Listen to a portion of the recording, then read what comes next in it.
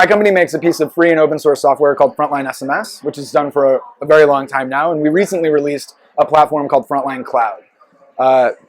Jumping from a desktop software to a cloud-based software has raised a huge number of questions about how we give users control over their data, how we're able to ensure privacy, and how we manage that across hundreds, if not more, jurisdictions.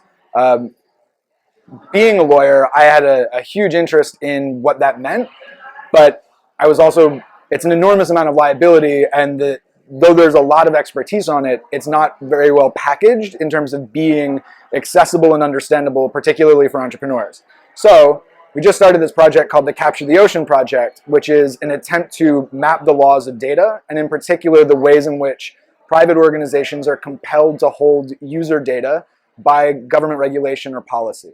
So how much control can private companies actually give users over their own communication? The biggest thing that's changed is that the organizations that are really leading the charge for user protections have a lot more visibility, and that the issue set is something that more and more people, and in particular more and more markets, are turning their eye toward. And I think markets in particular is really interesting because we're really starting to see the globalization of internet infrastructure. We're starting to see really exciting innovation come out of markets where preventative regulation didn't exist. And M-Pesa in Kenya is a great example. But in sort of the AD era, there's a lot more hunger and a lot more insight available to kind of fuel a public conversation about these things. And I think that seizing on that and finding ways to make what are typically very dry legal issues very consumable, or at least the kind of thing that a public can get behind, is a real opportunity to shift some of the balance. We don't have a really great sense of what the marketplace for data is yet. And I think that a large part of that is, there are a lot of great products here, even like TechSecure, that are talking about privacy first. There are a number of other great products that are coming out and services that are enabling people to store data more safely, that are then connecting that data to market opportunities. There's an organization called DataCoop that essentially allows you to sell your own personal data directly to advertisers.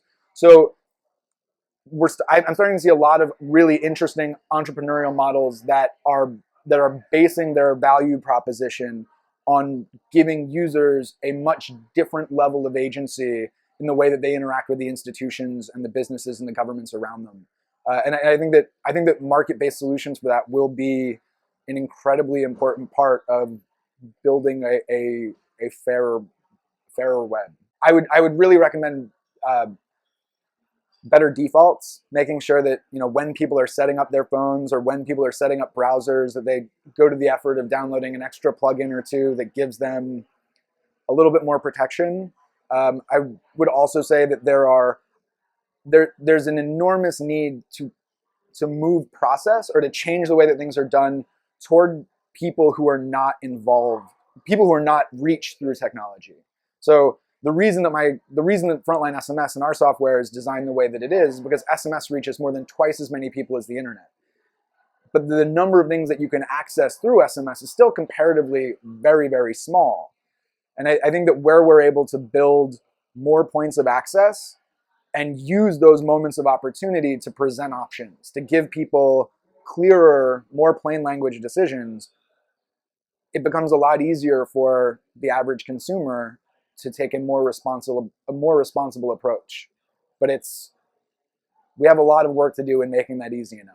And I mean, and that's part of what our product set is about. That's part of what the Capture the Ocean project is about.